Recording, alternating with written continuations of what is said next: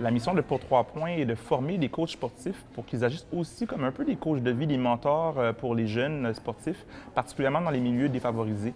On parle de la motivation des jeunes pour le sport et on se dit que cette motivation-là, bien, si elle est bien canalisée, elle peut être transposée dans d'autres sphères de la vie du jeune. Et le coach, compte tenu de son influence significative auprès du jeune, est un vecteur d'influence. Donc, on forme le coach pour avoir un impact auprès du jeune. On pourrait dire qu'un coach a plusieurs qualités. S'il fallait les catégoriser, je les catégoriserais dans 4 dimensions. C'est documenté dans la littérature. On pense souvent à l'aspect technique, qu'on appelle, nous, dans notre langage, l'aspect professionnel.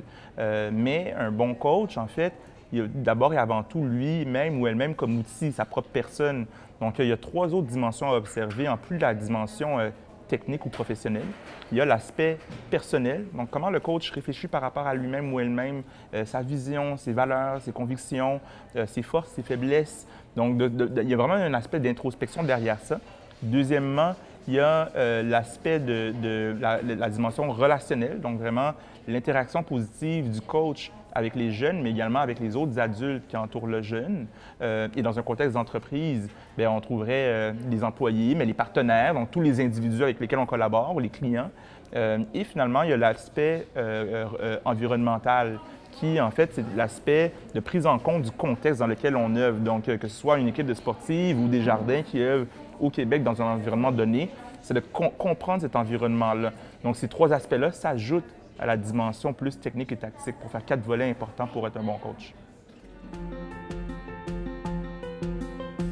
Il existe des distinctions entre le coaching sportif et le coaching professionnel ou personnel, ne serait-ce que par le contexte. C'est sûr que dans notre organisation, on travaille à unifier en fait ce que représente le coach, parce que dans son étymologie, un coach, en fait, c'est un véhicule qui accompagne des gens. Donc, c'est vraiment ça d'où ça vient. Donc, ça s'applique dans beaucoup de contextes. Là où moi, j'établis une distinction, c'est que de façon traditionnelle, en contexte de sport, souvent les coachs ont plus une approche dictatoriale, où ils décident, c'est très autocratique en fait, par opposition à inclure les jeunes dans le processus de réflexion sur les objectifs, les valeurs de groupe, alors que le coaching professionnel et personnel, les gens qui ont une certification dans ce contexte-là, ont naturellement une tendance à être plus humains dans leur approche relationnelle.